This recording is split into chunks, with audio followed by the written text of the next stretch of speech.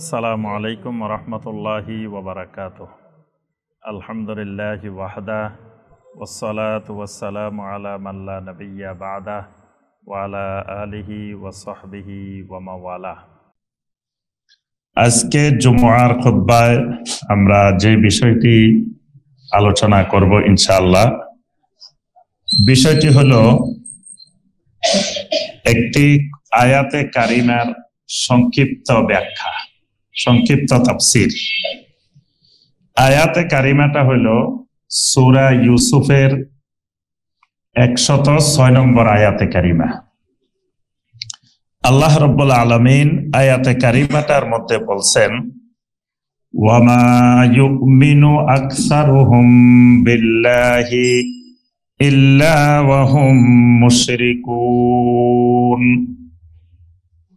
আল্লাহ রাব্বুল আলামিন বলেন, তাদের অধিকাংশই আল্লাহ রাব্বুল আলামিনের উপরে ঈমান আনে, আল্লাহকে বিশ্বাস করে, কিন্তু ইল্লা ওয়া হুম মুশরিকুন, বিশ্বাস করার পরেও তারা মুশরিক।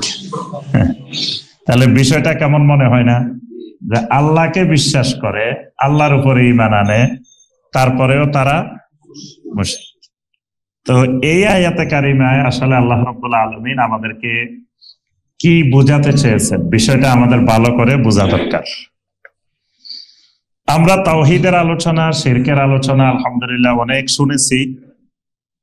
তো এই জটিলতাটা আমাদেরকে উপলব্ধি করা দরকার। এটা উপলব্ধি করলে বুঝতে পারবো যে আমাদের সমাজে বর্তমানে আমরা যারা নিশ্চিন্তে ঘুমাইতেছি, যে আল্লাহর উপর ঈমান আনছি আমরা, আসলে ঈমান আনলেই যে মুমিন হয়ে গেছে তা না, আল্লাহকে বিশ্বাস করিও মুশরিক হইতে পারে। এই আয়াতে আল্লাহ রাব্বুল আলামিন সেই বিষয়টাই আমাদেরকে সতর্ক করেছেন। তো এখানে এই আয়াতটার তাফসীরে আমরা কয়েকটা বিষয় আলোচনা করার চেষ্টা করব ইনশাআল্লাহ। প্রথম কথা, যুগে যুগে মুশরিকেরা আল্লাহকে বিশ্বাস করত কিনা, এটা হলো প্রথম কথা। যে নূহ আলাইহিস সালামের যুগ থেকে পৃথিবীতে শিরিকের সূচনা। আদম আলাইহিস সালামের পরে 10 শতাব্দী, 1000 বছর পৃথিবীতে কোনো শিরিক ছিল না। 1000 বছর পৃথিবীটা শিরিক মুক্ত তাওহীদের জমিন ছিল। 1000 বছর পর থেকে পৃথিবীতে শিরিকের জন্ম, শিরিকের সূচনা। তাহলে ওই যে শিরিক শুরু হয়েছে, এই নূহ আলাইহিস সালামের সময় থেকে হাজার হাজার বছর অতিবাহিত হয়ে গেছে। এমন একটা বছর পৃথিবীতে অতিবাহিত হয় নাই যে বছর পৃথিবীর কোথাও শিরিক ছিল না। অর্থাৎ মানে ওই সময় থেকে আজ পর্যন্ত 2025 সাল পর্যন্ত শিরিক মুক্ত পুরা পৃথিবী, এরকম পরিস্থিতি কখনো হয় নাই। পৃথিবীর সূচনা হয়েছে তাওহীদ দিয়ে। 1000 বছর তাওহীদের ভূমি, তাওহীদের জমিন ছিল, জমিনে কোনো শিরিকের অস্তিত্ব ছিল না। আবার পৃথিবীর সমাপ্ত হবে একজন মাত্র তাওহীদবাদী দিয়ে, তার সমাপ্তির মাধ্যমে জমিনেরও সমাপ্তি। মানে যতদিন পৃথিবীতে আহলুত তাওহীদ আছে ততদিন জমিন আছে। যতদিন পৃথিবীতে আহলুত তাওহীদ যখন থাকবে না, আল্লাহর এই জমিনও থাকবে না। আহলুত তাওহীদ যেদিন শেষ, সেদিন কিয়ামত। পৃথিবীতে একজন মানুষও তাওহীদওয়ালা থাকতে কিয়ামত হবে না। নবী সাল্লাল্লাহু আলাইহি ওয়াসাল্লাম বলেছেন, লা তাকুমুস সাআতু হাত্তা লা ইউকালা ফিল আরদি আল্লাহ আল্লাহ। ততক্ষণ পর্যন্ত কিয়ামত হবে না যতক্ষণ পর্যন্ত পৃথিবীতে একজন মানুষও আল্লাহ রাব্বুল আলামিনের প্রতি তাওহীদি ঈমানওয়ালা একজন মানুষও থাকবে, ততদিন কিয়ামত হবে না। তাহলে পৃথিবীর সমাপ্তি হবে শিরিকের মাধ্যমে। মানে যখন পৃথিবীর সমস্ত মানুষ, 100% মানুষ শিরিকওয়ালা হয়ে যাবে, আহলুশ শিরক হয়ে যাবে, তখন কিয়ামত হবে। তাহলে পৃথিবীর সূচনা আহলুত তাওহীদ দিয়ে, পৃথিবীর সমাপ্তি আহলুশ শিরক দিয়ে। মানে কিয়ামতটা যখন হবে তখন আহলুশ শিরকদের উপরে কিয়ামতটা হবে, আহলুত তাওহীদের উপরে কিয়ামত হবে না। তাহলে বোঝা যায় শিরিকের বয়স হাজার হাজার বছর। এখন যুগে যুগে যারা শিরিক করত এরা কি আসলে আল্লাহ রাব্বুল আলামিনকে বিশ্বাস করতেন কিনা, এটা হলো প্রথম কথা। দ্বিতীয় কথা, তো এরা আল্লাহকে যদি বিশ্বাস করেন তাহলে এদের লা ইলাহা ইল্লাল্লাহ মেনে নিতে সমস্যাটা কোথায়? 3 নম্বর কথা, যে আল্লাহ রাব্বুল আলামিনকে বিশ্বাস করার পরেও তারা মুশরিক কেন? এই 3টা অনেক লম্বা আলোচনার বিষয়। আমরা একেবারে সংক্ষেপে মূল কথাটা, মূল পয়েন্টগুলোই আমরা আলোচনা করার চেষ্টা করব ইনশাআল্লাহ। প্রথম কথা, যুগে যুগে মুশরিকেরা আল্লাহ রাব্বুল আলামিনকে বিশ্বাস করত কিনা? তো এটার উত্তর হলো, পৃথিবীতে যত মুশরিক ছিল পৃথিবীতে সমস্ত মুশরিকেরা আল্লাহ আছেন এবং আল্লাহকে তারা স্বীকার করত, আল্লাহকে তারা বিশ্বাস করত। এই কারণে আল্লাহ রাব্বুল আলামিন জমিনের সবাইকে আল্লাহ পাক প্রশ্ন করে বলছেন, হাল তা'লামু লাহু সামিয়্যা। সূরা মারিয়ামের মধ্যে আল্লাহ পাক বলেন, হাল তা'লামু লাহু সামিয়্যা। তোমরা কি পৃথিবীর সূচনা থেকে, শিরিকের সূচনা থেকে আজ পর্যন্ত দেখেছো যে পৃথিবীতে কোন জায়গায় মানুষেরা এত দেবতা বানাইছে, এত মূর্তি বানাইছে, এত বাতিল মাবুদ বানাইছে, কোন মাবুদের নাম আল্লাহ এই নামটা দিতে তোমরা দেখছো কিনা? দে নাই। তাহলে বোঝা গেল এত নাম দিল, আল্লাহ নাম দিল না কেন? কারণ তারা বিশ্বাস করত যে আল্লাহ একজন আছেন, তা আরেকটার নাম আল্লাহ দিবে কেন? এই জন্য দেখেন নবী সাল্লাল্লাহু আলাইহি ওয়াসাল্লামের সময় ওদের মাবুদ হলো 361 জন, আল্লাহ সহ 361। আল্লাহ তো আছে নাই, আল্লাহর সাথে আরো কয়জন? 300। এই যে আল্লাহর সাথে আরো 360 জন, এই 360 জনের একজনের নামও কিন্তু আল্লাহ দেয় নাই, কিন্তু একটাকে দিছে আল্লাহ। লাত ছিল কোথায় বলেন তো দেখি? তাইফ। আমরা তাইফের সিরাতের আলোচনায় সে লাত ভাঙ্গার ঘটনা, সে লাত ভাঙ্গার এই বিশাল এক ঘটনা আছে নবী সাল্লাল্লাহু আলাইহি সাল্লামের সিরাতের মধ্যে আমরা আলোচনা করছি। তো এই যে তাইফের মধ্যে সবচেয়ে বড় দেবতা, বড় মূর্তি, সেটার নাম হলো আল্লাহ। এটা আল্লাহ শব্দের স্ত্রীলিঙ্গ, মানে আল্লাহ, আল্লাহর স্ত্রীলিঙ্গ আল্লাহ। হ্যাঁ, তারা আল্লাহ নামে বানায় নাই, কিন্তু আল্লাহর স্ত্রীলিঙ্গ দিয়ে স্ত্রী নামে বানাইছে, আল্লাহ বানাইছে। কিন্তু আল্লাহ নামে জমিনে কোথাও কোন যুগে কোন সময়ে পৃথিবীতে মানুষ কোন মূর্তি, কোন দেবতা, কোন মাবুদ বানায় নাই। তো এটার অর্থ প্রমাণ করে যে তারা আল্লাহ আছেন, এটা সকল মুশরিকেরা বিশ্বাস করে। শুধু এই বিশ্বাসের মধ্যে সীমাবদ্ধ না, তারা আল্লাহ রাব্বুল আলামিন তাদেরকে সৃষ্টি করেছেন এটাও বিশ্বাস করে।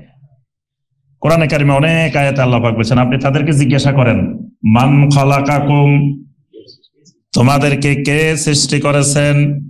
সায়াকুলুন আল্লাহ, বলে আমাদেরকে তো আল্লাহই সৃষ্টি করেছেন। তাহলে আল্লাহকে মুশরিকেরা সৃষ্টিকর্তা হিসাবেও আল্লাহ রাব্বুল আলামিন শুধু তাদেরকে বানাইছেন এটা মানে না, সমস্ত আসমান, জমিন, মাখলুকাত আল্লাহ বানাইছেন এটাও তারা বিশ্বাস করে। জন্য কোরআনে কারিমে আল্লাহ পাক বারবার প্রশ্ন করছেন, তোমাদের ওই বাতিল মাবুদেরা কি বানাইছে আমাকে একটু দেখাও তো। তোমরা যে এত মাবুদ বানাইছো, এরা কি বানাইছে? এরা তো খেজুর বানাইতে পারবে না, খেজুরের বিচিও বানাইতে পারবে না। বিচি আর খেজুরের মাঝখানে একটা পাতলা পর্দা আছে, এই পর্দাটার নাম হলো কিতমির। তো এদেরকে বলো দেখি এরকম একটা কিতমির বানাই দিতে পারে কিনা এরা? কিন্তু মুশরিকেরা কখনো বলে নাই যে আমাদের মাবুদেরা এগুলো বানাইতে পারে, এটা কিন্তু বলে নাই। তার অর্থ তারা নিশ্চিত ভাবে, তাদেরকে যখন জিজ্ঞাসা করা হয়েছে মান খালাকাস সামাওয়াতি ওয়াল আরদ, কে আসমান আর জমিন সৃষ্টি করেছেন বলো দেখি, লায়াকুলুন্নাল্লাহুল আজিজুল হাকিম, তারা বলে অবশ্যই আসমান, জমিন, সমস্ত মাখলুকাত আল্লাহ রাব্বুল আলামিন বানাইছেন। সুবহানাল্লাহ, এটা মুশরিকদের স্বীকারোক্তি। আচ্ছা, এবার খালি এতটুকুর মধ্যে সীমাবদ্ধ না। সূরা ইউনূসের 31 নম্বর আয়াতে এখানে 4টা জিনিসের কথা আল্লাহ পাক বলছেন। কুল মাইয়ারযুকুকুম মিনাস সামাই ওয়াল আরদ, তাদেরকে জিজ্ঞাসা করেন আসমান আর জমিন থেকে কে তোমাদেরকে রিজিক সরবরাহ করেন, কে রিজিক দেয় তোমাদেরকে? তখন মুশরিকরা জবাব দিল ফাসায়াকুলুন আল্লাহ। বলার আগেই বলে যে আল্লাহ এখানে সিন দিয়ে বলছে, সিন মানে দ্রুত গতিতে, অতি শীঘ্রই তারা জবাব দিয়ে দিল আল্লাহ, মানে আল্লাহকে তারা রিজিক দাতাও মানে। আম্মান ইয়ামলিকুস সামা ওয়াল আবসারা, বলো দেখি কে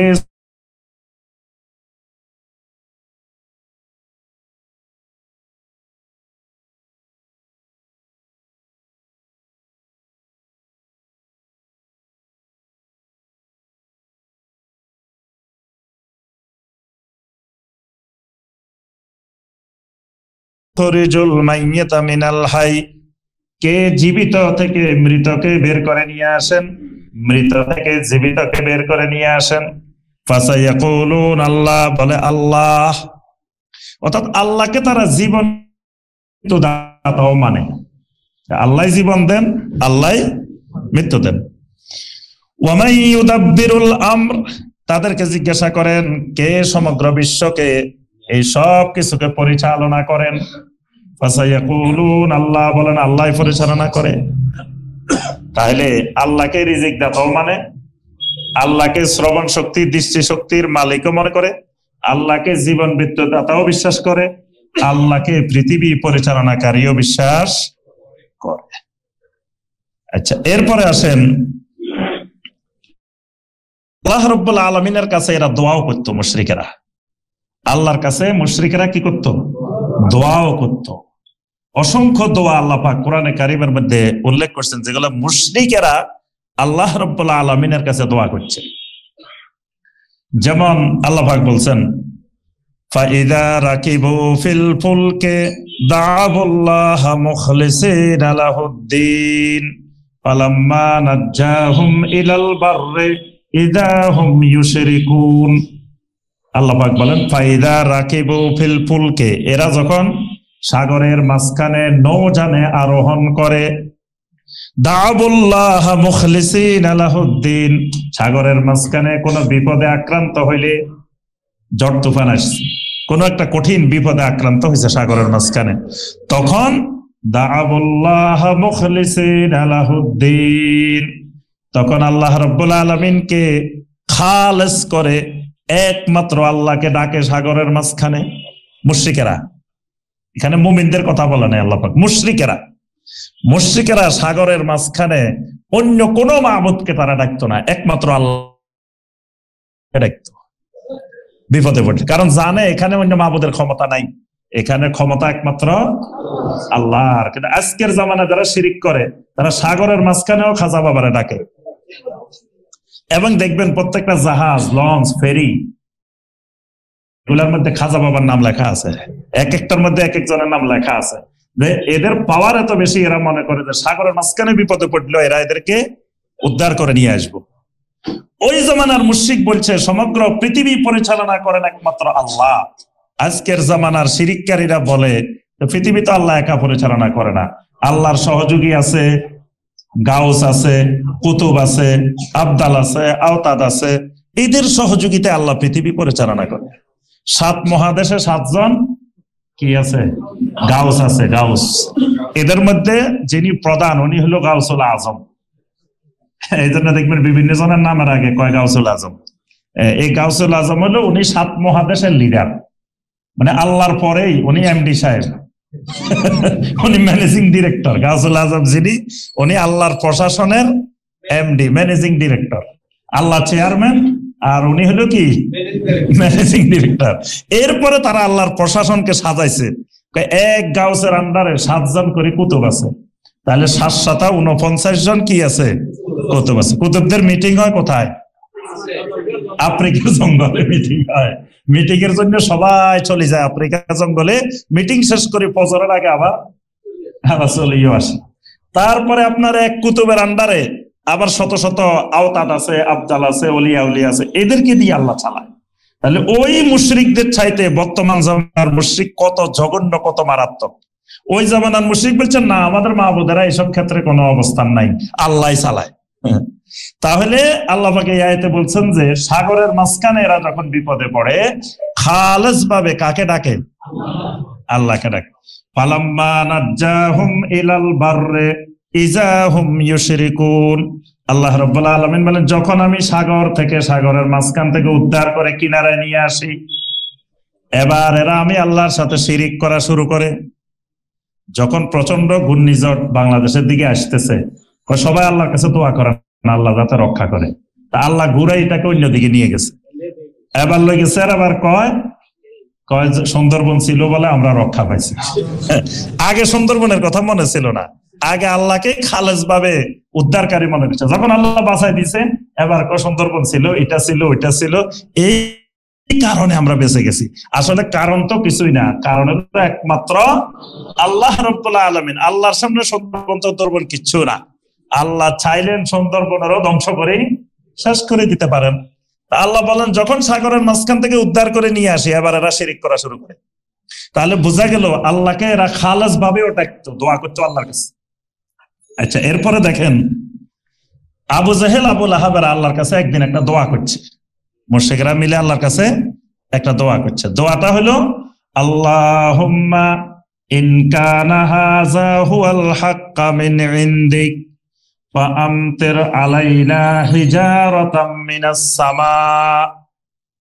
কাফেরদের দোয়া, মুশরিকের দোয়া। আল্লাহুম্মা, হে আল্লাহ, দোয়া করতেছে কার কাছে? আল্লাহর কাছে। ইন কানা হাযা হুয়াল হাক্কা মিন ইনদিক, যদি মুহাম্মদ সাল্লাল্লাহু আলাইহি ওয়াসাল্লাম আপনার পক্ষ থেকে সত্য নবী হয়, তার দাওয়াত যদি সত্য হয়, তো ফাআমতির আলাইনা হিজারাতাম মিনাস সামা, তাহলে আপনি আমাদের উপরে পাথরের বৃষ্টি নাজিল করেন, আকাশ থেকে পাথরের বৃষ্টি নাজিল করেন। তাহলে এখানে কয়েকটা কথা। একটা কথা হলো, পাথরের বৃষ্টি বা আযাব একমাত্র আল্লাহ নাজিল করতে পারে, এটা তারা বিশ্বাস করত। আর পাথরের বৃষ্টি দেওয়া বা আযাব দেওয়া আল্লাহ ছাড়া আর কেউ দিতে পারে, এটা বিশ্বাস করতো না। আল্লাহরই তারা মনে করতো যে আল্লাহ পাথরের বৃষ্টি নাজিল করতে পারে, আযাব দিতে পারে। দ্বিতীয় কথা, এরা নিজেদেরকে আহলে হক মনে করত। এই জন্য এরা বলছে হুয়াল হাক্কা মিন ইনদিক, যে মুহাম্মদ সাল্লাল্লাহু আলাইহি ওয়াসাল্লাম যদি হক হয়, তাহলে আমাদের উপরে বৃষ্টি নাজিল করেন, আযাব নাজিল করেন। তারা তো আমরাই হক, মুহাম্মদ সাল্লাল্লাহু আলাইহি ওয়াসাল্লাম এবং সাহাবীরা বাতিল, নাউযুবিল্লাহ। তারা নিজেদেরকে কি মনে করত? আহলে হক মনে করত, আমরাই একমাত্র আহলে হক, মুহাম্মদ সাল্লাল্লাহু আলাইহি ওয়াসাল্লাম সাহাবীরা হক না। তাহলে আযাব নাজিল হইলে আমাদের উপরে হইব না, আযাব নাজিল হইলে ওদের উপরে হইব, নবী সাল্লাল্লাহু আলাইহি ওয়াসাল্লামের উপরে হইব, কারণ তারা হকের উপরে নাই। তাহলে এখানে তারা নিজেদেরকে আল্লাহর একান্ত মানে আস্থাভাজন মহব্বতের মানুষ মনে করতো তারা নিজেদেরকে। তাহলে আল্লাহকে বিশ্বাস না করলে আল্লাহর মহব্বতের মানুষ মনে করতো। আচ্ছা, এরপরে আসেন, তারা প্রতি বছর হজ করতো, উমরা করতো না? মুশরিকেরা হজ করতো না? হজের মধ্যে তালবিয়াও পড়তো। আমরা যে তালবিয়া পড়ি, এটা ইব্রাহিম আলাইহিস সালামের তালবিয়া। তারা এই তালবিয়ার মধ্যে কিছু পরিবর্তন করছে, কিন্তু পরিবর্তন করলেও তালবিয়ার প্রথম অংশ তারা ঠিক রাখছে। তারা বলতো লাব্বাইক আল্লাহুম্মা লাব্বাইক, লাব্বাইক লা শারীকা লাকা, এই পর্যন্ত ঠিক আছে। এটা ইব্রাহিম আলাইহিস সালামের তালবিয়া। নবী সাল্লাল্লাহু আলাইহি সাল্লাম যখন তাওয়াফ করতেন, মুশরিকদের যখন এই তালবিয়া শুনতেন, তখন নবী সাল্লাল্লাহু আলাইহি সাল্লাম এই পর্যন্ত আসলে বলতেন কাদ কাদ, থেমে যাও, থেমে যাও, আর সামনের দিকে যাইও না। কিন্তু তারা কি থামার লোক? তারা বলতো কি, ইল্লা শারীকান হুয়া লাকা তামলিকুহু ওয়া মা মালাক। এখন দেখেন, প্রথমে তারা বলতো লাব্বাইক আল্লাহুম্মা লাব্বাইক, তাহলে আল্লাহকে স্বীকার না করলে কি লাব্বাইক আল্লাহুম্মা লাব্বাইক বলছে? আর হজ করতো কেন? হজ করতো আল্লাহর কাছ থেকে সওয়াবের আশাই তো করতো, না কি কষ্ট করতো না? তাহলে আল্লাহকে বিশ্বাস না করলে হজও করতো না, উমরাও করতো না।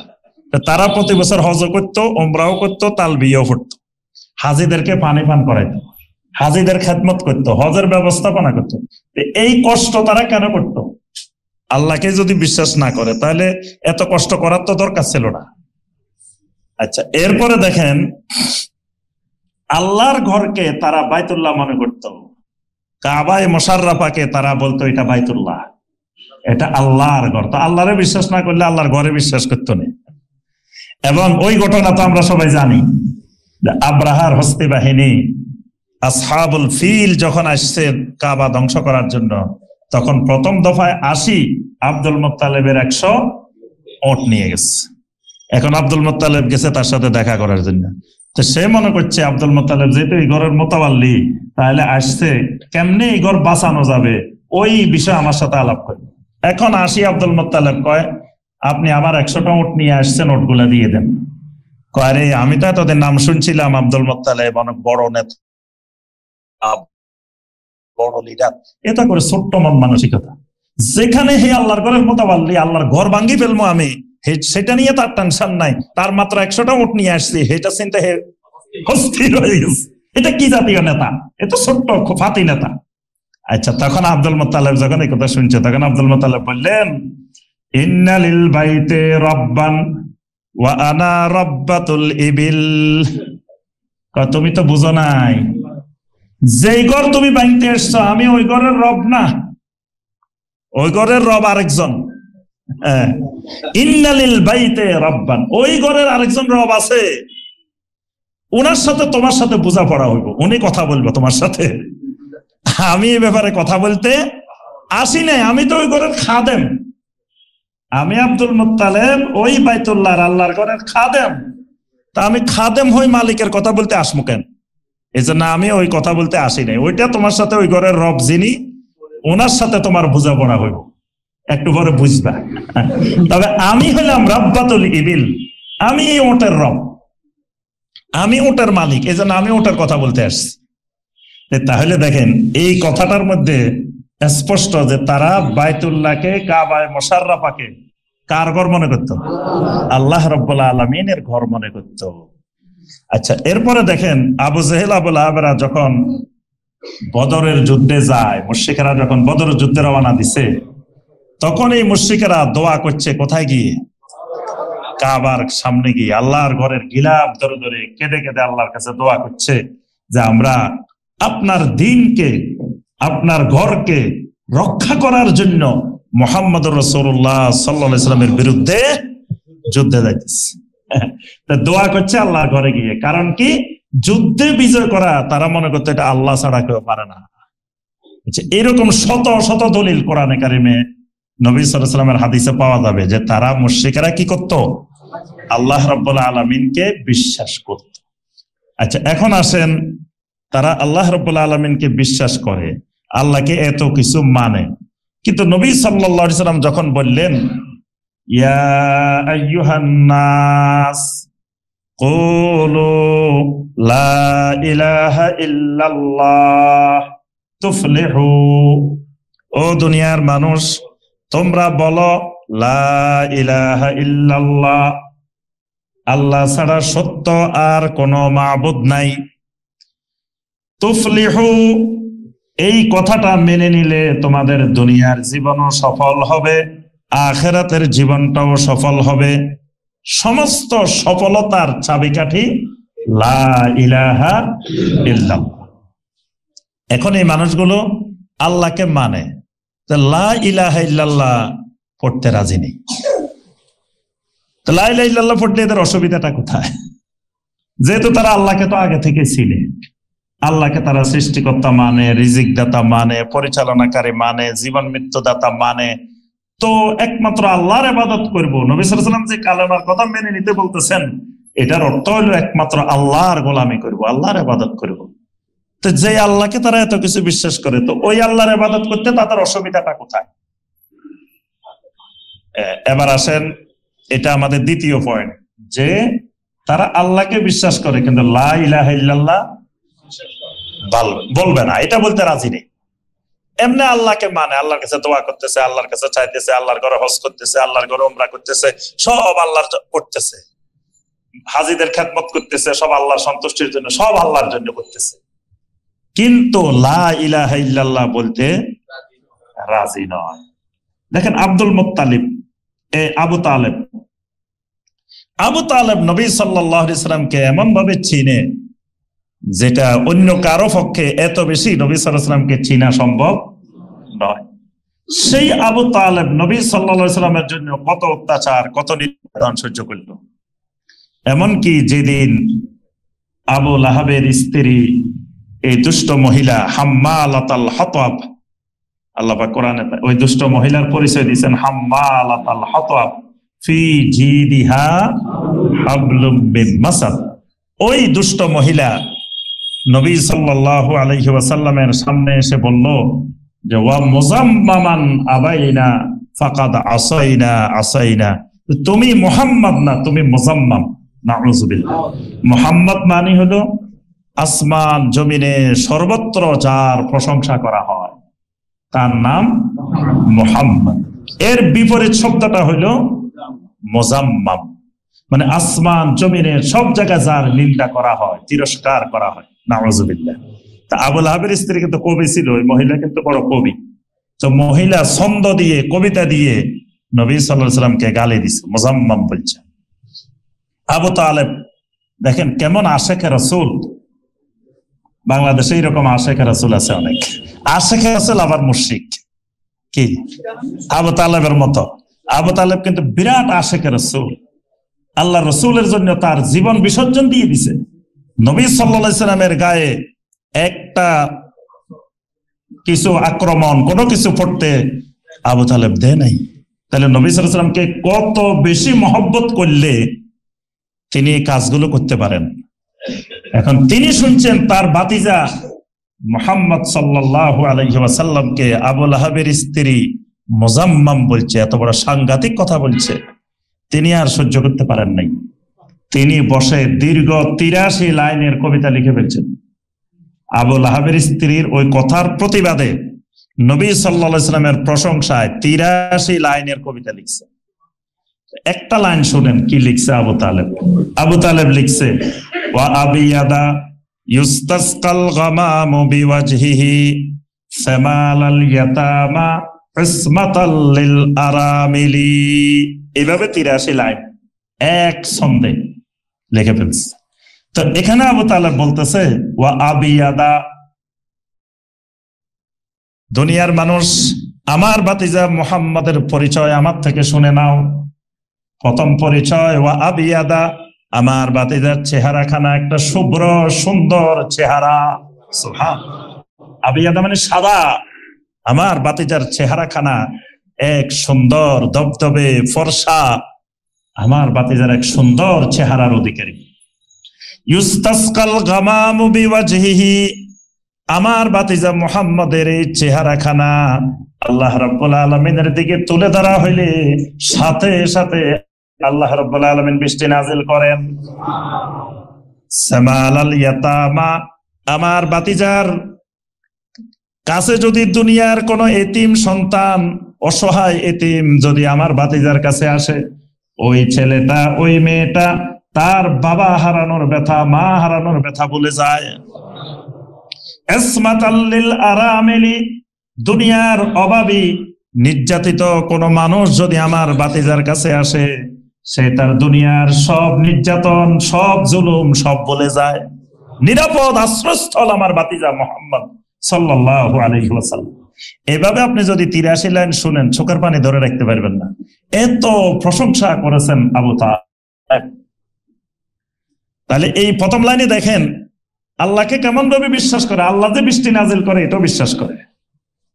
আল্লাহ যে বৃষ্টি নাজিল করে এটাও সে বিশ্বাস করে। বিশ্বাস না করলে কি কবিতার মধ্যে এই কথা বলছেন? এবং সে নিজে দেখছে নবী সাল্লাল্লাহু আলাইহি ওয়াসাল্লাম শিশু অবস্থা, ছোট্ট অবস্থায় একবার আরবে বৃষ্টি হইতেছে না মক্কাতে, তখন আব্দুল মুত্তালিবের নেতৃত্বে এখানকার মানুষ সব বাইতুল্লাহর কাছে গিয়ে সমবেত হয়েছে, আল্লাহর কাছে বৃষ্টির জন্য দোয়া করছে। দোয়া করতে করতে বৃষ্টি হয় না, অনেকক্ষণ দোয়া হয়ে গেছে। আব্দুল মুত্তালিবের পাশেই নবী সাল্লাল্লাহু আলাইহি ওয়াসাল্লাম, শিশু মুহাম্মদ সাল্লাল্লাহু আলাইহি ওয়াসাল্লাম দাঁড়ানো।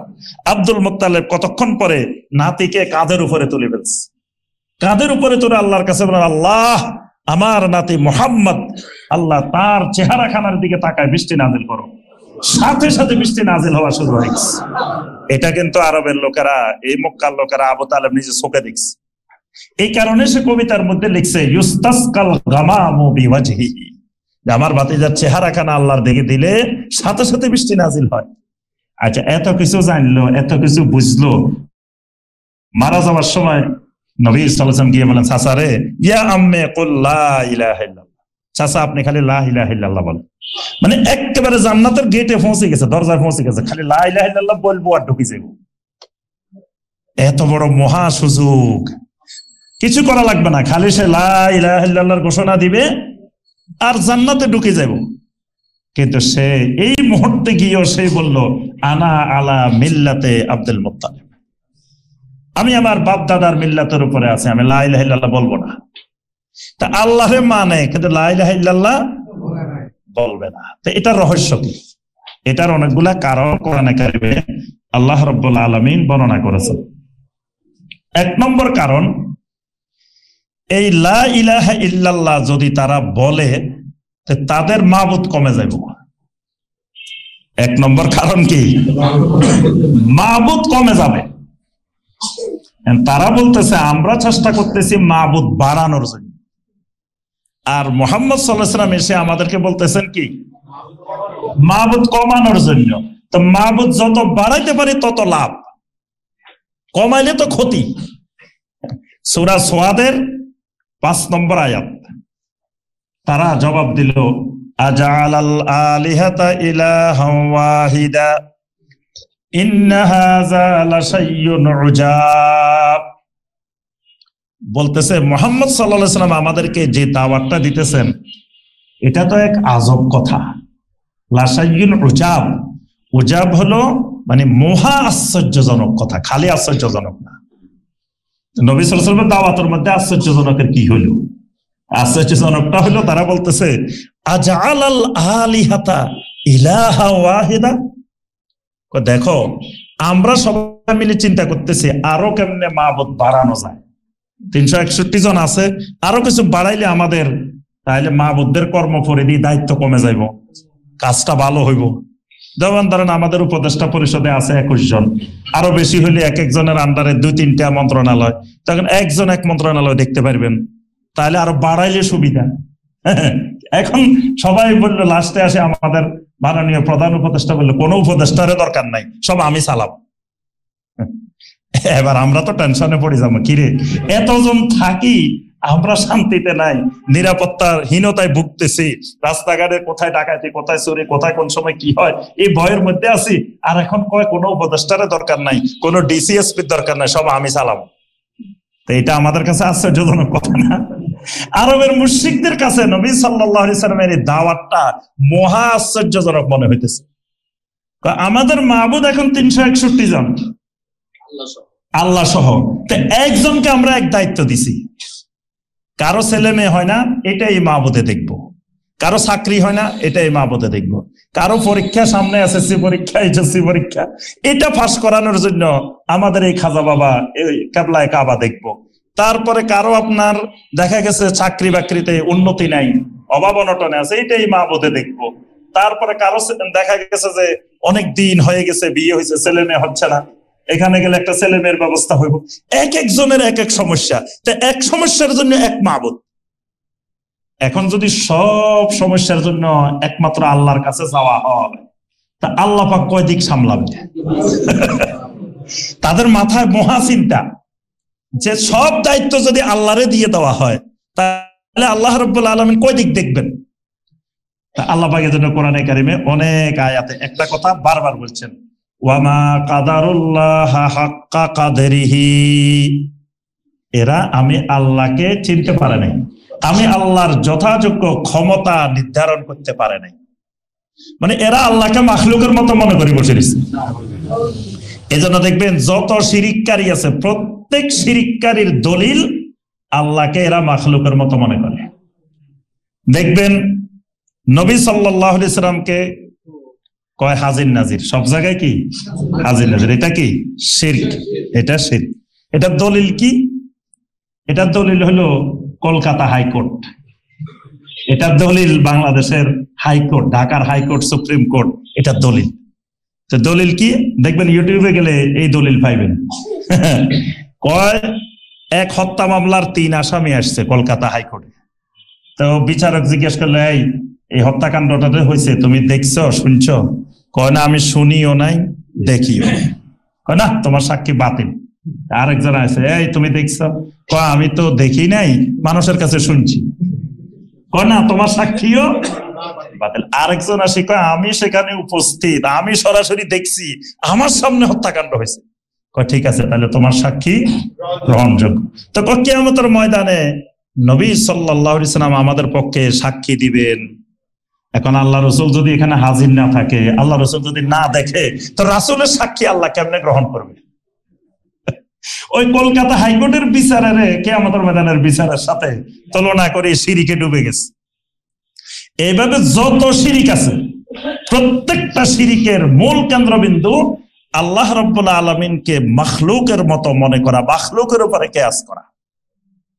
এখন মুশরিকদের মাথায় ঢুকতেছে না যে মাবুদ যদি কমে যায়, তাহলে সব কিছু যদি আল্লাহর কাছে চলে যায়, তাহলে তো আল্লাহ এত দিক সামলানো আল্লাহর পক্ষে কঠিন।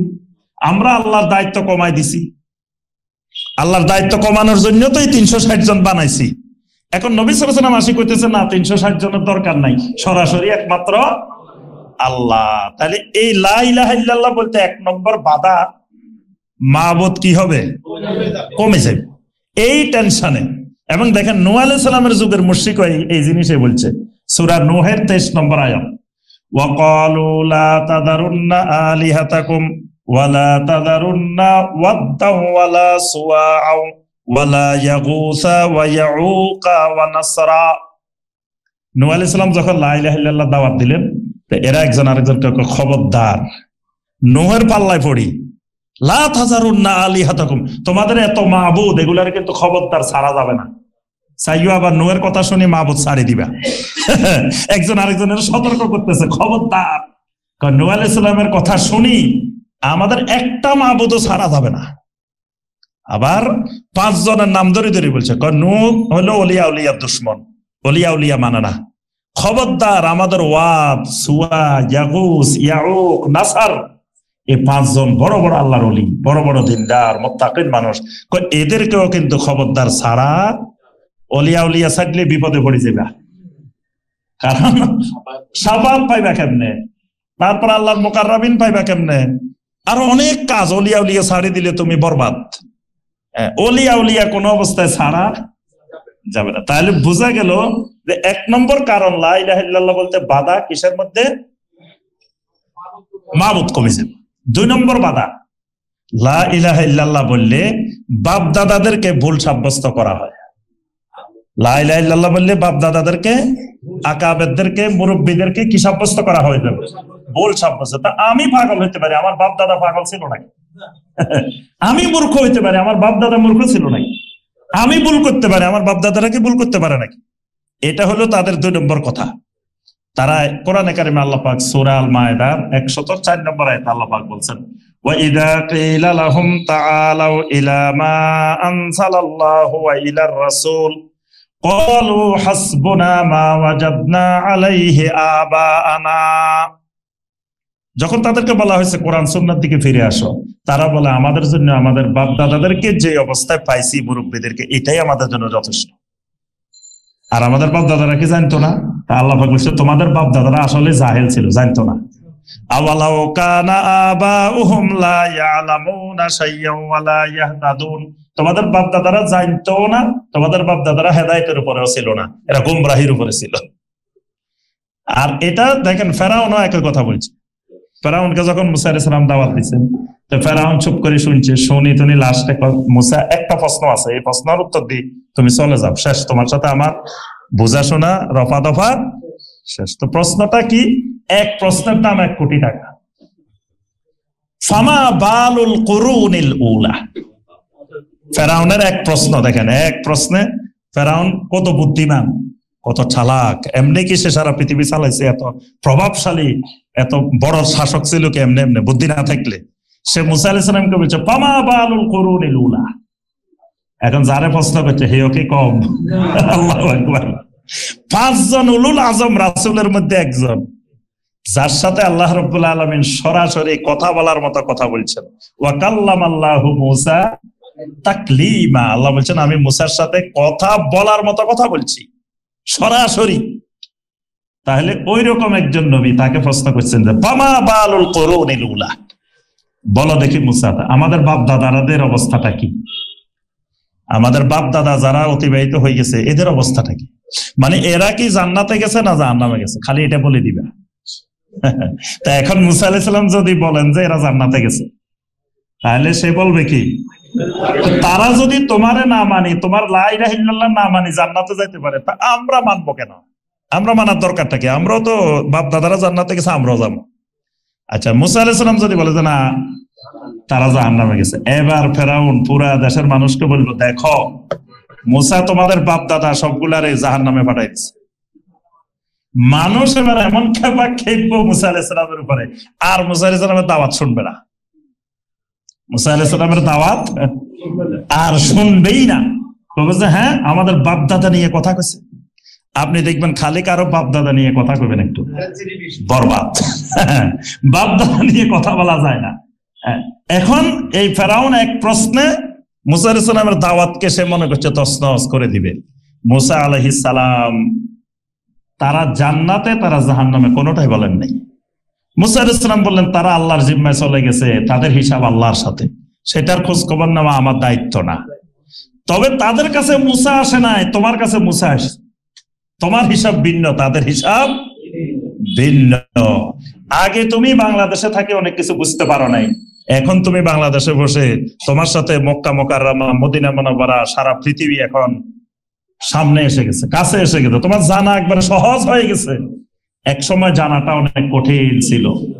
তাহলে ওই সময়ের অবস্থা আর এই সময়ের অবস্থা অনেক পার্থক্য আছে। এখন তোমার ওজোর আপত্তি নাই যে আমি শিরিক বুঝি নাই, বেদাত বুঝি নাই, কুফর বুঝি নাই, এইটা বলার কোন সুযোগ এখন। তাহলে 2 নম্বর বাধা ওদের লা ইলাহা ইল্লাল্লাহ বলতে বাপ দাদা। 3 নম্বর বাধা, তারা দেখছে লা ইলাহা ইল্লাল্লাহ বললে তাদের স্বার্থে কিছু আঘাত আসে, প্রত্যেকের স্বার্থে কিছু আঘাত, কারো চেয়ার চলে যায়, যে চেয়ারে আছে যে পদে আছে পদ থাকে না, কারো চেয়ার চলে যায়, কারো টাকা পয়সার ইনকাম কমে যায়, কারো এক এক জায়গা দিয়ে এক এক নেতৃত্ব চলে যায়, এক এক জায়গা দিয়ে এক এক সমস্যা। এই সমস্যার কারণে তারা লা ইলাহা ইল্লাল্লাহ বলতে পারে না। আরো অনেকগুলো কারণ আছে। তাহলে আমরা বুঝলাম আল্লাহকে মানে কিন্তু লা ইলাহা ইল্লাল্লাহ মানে না, তাওহীদ মানে না। এবার আসেন সর্বশেষ কথা, যেটা বলে আমরা শেষ করব, সেটা হলো তাহলে এরা আল্লাহকে বিশ্বাস করার পরেও মুশরিক কেন? মুশরিক হলো আল্লাহ রাব্বুল আলামিনকে বিশ্বাস করতে হলে 5টা জিনিস আল্লাহর জন্য খালেস করতে হবে। কয়টা জিনিস? 5টা জিনিস আল্লাহ রাব্বুল আলামিনের জন্য যতক্ষণ খালেস না হবে ততক্ষণ মুখলিসিন লাহুদ্দিন হবে না। আর সূরা আল বাইয়িনার 5 নম্বর আয়াত আল্লাহ পাক বলছেন ওয়ামা উমিরু ইল্লা লিয়াবুদুল্লাহা মুখলিসিনা লাহুদ্দিন হুনাফা। আল্লাহ তোমাদেরকে নির্দেশ দিচ্ছেন তোমরা একমাত্র একনিষ্ঠভাবে, হুনাফা মানে হানিফের বহুবচন, হুনাফা মানে একনিষ্ঠভাবে তোমরা আল্লাহর ইবাদত করবা। আর কেমনে আল্লাহর ইবাদত করবা? মুখলিসিনা লাহুদ্দিন, আল্লাহর জন্য দ্বীনকে খালেস করে, তখন এটা আল্লাহর ইবাদত হবে। এর বাহিরে আল্লাহর ইবাদত করলে এটা আল্লাহর ইবাদত হবে না, ওটা আল্লাহর ইবাদত করিও মুশরিক হবে। আরবের মুশরিকরা অনেক ইবাদত করছে, হজ করছে, উমরা করছে, আরো অনেক ইবাদত করছে, কিন্তু ইবাদত করিও মুশরিক। কারণ কি? তারা আল্লাহর জন্য দ্বীনকে খালেস করে নাই, মুখলিসিনা লাহুদ্দিন করে নাই। এই জন্য কোরআনে দেখবেন অসংখ্য আয়াত আল্লাহ পাক এই কথাটা বারবার বলছেন, আলা লিল্লাহি দ্বীনুল খালেস, আল্লাহর জন্যই জেনে রাখো দ্বীনকে আল্লাহর জন্যই খালেস করতে হবে। মানে দ্বীন মানাটা খালেস হইতে হবে আল্লাহর জন্য। ইবাদতটাই হলো দ্বীন, দ্বীন মানা মানে আল্লাহর ইবাদত করা। তো ইবাদতটা করতে হবে মুখলিসিন, মানে একমাত্র আল্লাহ। তা আল্লাহর জন্য খালেস না করলে আপনি যতই আল্লাহকে বিশ্বাস করেন কিন্তু আপনি মুমিন হওয়া যাবেন। তো মুখলিসিন হতে হলে কয়টা জিনিস বলছি? 5টা। এই 5টা পয়েন্ট মনে রাখবেন, তাহলে তাওহীদ বুঝা, তাওহীদের উপরে ইস্তেকামত থাকা একেবারে সহজ। 1 নম্বর খালক, 2 নম্বর মুলক, 3 নম্বর তাদবীর, 4 নম্বর আল আসমা ওয়াস সিফাত, 5 নম্বর ইবাদত। এই 5টা জিনিস একমাত্র আল্লাহর জন্য খালেস করলে আল্লাহকে মানা হবে, মুমিন হওয়া যাবে। যতক্ষণ 5টার একটা আল্লাহর জন্য খালেস হবে না, 4টা হয়েছে একটা হয় নাই, ততক্ষণ ইল্লা ওয়া হুম মুশরিকুন। আল্লাহকে যত বিশ্বাস করুক, যত আল্লাহর ইবাদত করুক, তারপরেও সে মুশরিক। 1 নম্বর কি বলছি? খালক, সৃষ্টি। আল্লাহ রাব্বুল আলামিন, আমরা যত সৃষ্টি মাখলুকাত দেখি আর যা দেখি না, আমরা সব সৃষ্টি কিন্তু দেখি না, আমরা নিজেই তো দেখি না। আমার আপনার ভিতরে যে জিনিস আছে এগুলো দেখেন? দেখি না। কত যন্ত্রপাতি, কত জিনিস ভিতরে, এটা আমরা কিচ্ছু দেখি না। আমাদের চোখে নিজের কানটাও দেখি না। এখান থেকে এখানে মাঝখানে দূরত্ব কত দূর? চোখে আর কানে 6 মাসের রাস্তা। এটা কিন্তু একেবারে 6 মাসের রাস্তা। এমনি রাস্তায় দূর মনে হইতেছে, কিন্তু রাস্তা 6 মাসের। কান এটা আমরা দেখি, আমার চোখের পাশে, কিন্তু আমরা দেখি না। অনেক জিনিস আমরা দেখি না, এই জন্য দেখা সম্ভব না। দেখি আর না দেখি যত খালক আছে, মাখলুকাত আছে, এই সমস্ত মাখলুকাত কার? একমাত্র আল্লাহ। খালি আল্লাহ না, একমাত্র আল্লাহ। এইটা আল্লাহর জন্য সাব্যস্ত করতে হবে। কোন সৃষ্টি, কোন খালক আল্লাহ ছাড়া কারো নাই। এই কারণে আল্লাহ পাক সূরা আল আরাফের 54 নম্বর আয়াতে কারিমে বলছেন, আলা লাহুল খালকু ওয়াল আমরু তাবারাকাল্লাহু রাব্বুল আলামিন। এখানে আল্লাহ পাক তাওহীদের মূলনীতি বলছেন, জেনে রাখো যে লাহুল খালক, সমস্ত সৃষ্টি একমাত্র আল্লাহ। লাহুল আমর, তাহলে সৃষ্টি যার, হুকুম মানবে তার, আদেশ মানবে তার, আইন মানবে তার, শরীয়ত মানবে তার। এই জন্য প্রথম সৃষ্টি। সৃষ্টি না মানলে আপনি বলবেন যে আমি সৃষ্টি আরেকজনের, আল্লাহর মানবো কেন? তাহলে প্রথম মেনে নিতে হবে যে আমি সৃষ্টি একমাত্র আল্লাহ। তাহলে আমি হুকুম মানবো, বিধিবিধান মানবো, শরীয়ত মানবো একমাত্র আল্লাহ। এটা যে মানবে, আল্লাহ বলছেন তাবারাকাল্লাহু রাব্বুল আলামিন, এই লোকটাই আল্লাহ রাব্বুল আলামিনকে মেনে নিল। কিন্তু সৃষ্টি আল্লাহর, হুকুম মানবে আরেকজনের, শরীয়ত মানবে আরেকজনের, দিন মানবে আরেকজনের, তাহলে সে আল্লাহকে মানা হলো না। এটাই হলো তাওহীদের মূল ভিত্তি, তাওহীদুর রুবুবিয়্যাতের ভিত্তি। তাহলে আমরা আর বিস্তারিত যাচ্ছি না। প্রথম কথা খালক, একমাত্র আল্লাহর জন্য সাব্যস্ত করা। 2 নম্বর মুলক, মালিকানা। মালিকানাও সব একমাত্র আল্লাহ। তাবারাকাল্লাযী বিয়াদিহিল মুলক, সূরা আল মুলক আছে কোরআনে কারীম। এত ফজিলতপূর্ণ, নবী সাল্লাল্লাহু আলাইহি ওয়াসাল্লাম প্রতি রাত্রে ঘুমানোর আগে সূরা আল মুলক এবং সূরা সাজদা তেলাওয়াত করে ঘুমাইতেন। আমি ওদিন চিন্তা করলাম, আহারে, যে নবী সাল্লাল্লাহু আলাইহি ওয়াসাল্লামের ব্যস্ততা, নবী সাল্লাল্লাহু আলাইহি ওয়াসাল্লামের 1 মিনিটের ব্যস্ততা আমাদের পুরো জীবনের ব্যস্ততার চেয়ে বেশি। এক সেকেন্ডের দাম আমাদের পুরা জিন্দেগির চাইতে বেশি। এত ব্যস্ততার মধ্যেও নবী সাল্লাল্লাহু আলাইহি ওয়াসাল্লাম ঘুমানোর আগে প্রতি রাত্রে সূরা আল মুলক, সূরা আল সাজদা তেলাওয়াত করে ঘুমাইতেন। আর আমরা 1 পৃষ্ঠা কোরআন তেলাওয়াত করার সুযোগ পাই না, সময় পাই না। কই খালি ব্যস্ততা, খালি ব্যস্ততা। হ্যাঁ, কি ব্যস্ততা? আসলে ব্যস্ততা কিছু না, আমাদেরকে দুনিয়াদারি গ্রাস করে ফেলছে। নবী সাল্লাল্লাহু আলাইহি ওয়াসাল্লাম এত ব্যস্ততার মধ্যেও ঘুমানোর আগে সূরা আল মুলক তেলাওয়াত করতেন। তো কেন সূরা আল মুলক? সূরা আল মুলকের সাথে তাওহীদের সম্পর্ক। সমস্ত মালিকানা একমাত্র আল্লাহর। যখন আপনি আমি মনে করবেন আমার এই শরীরের মালিক আমি না, মালিক কে? আল্লাহ। এবার আপনার দাড়ি রাখতে আর আফসোস লাগবে না। যখন মনে করবেন না এটার মালিক আমি, তখন করবেন যে দাড়ি রাখলে মনে সুন্দর দেখা যাবে না, বিয়ে করতে গেলে বউ পাওয়া যাবে না, মানুষের বিভিন্ন পদে পদে সমস্যার আক্রান্ত হইতে হবে, মানুষ জঙ্গি মনে করতে পারে, মানুষ অনেক কিছু মৌলবাদী মনে করতে পারে, কত কিছু আপনার মাথায় আসবে। কিন্তু যখন মনে করবেন যে না আমার এই বডির মালিক একমাত্র আমার আল্লাহ, চান আমার দাড়ি থাকুক, এটাই সুন্দর দেখা যাবে। সমস্ত নবী রাসূলেরা দাড়িওয়ালা ছিলেন, সাহাবীরা দাড়িওয়ালা ছিলেন। তারপরে যখন আপনি মনে করবেন এই বডি আমার আল্লাহ, তখন পর্দা করতে কোনো নারীর কোনো ইতস্তত লাগবে না, কারণ আমার আল্লাহ যিনি মালিক তিনি ছান এমনে, আমার এখানে ছাওয়ার কিছু নাই।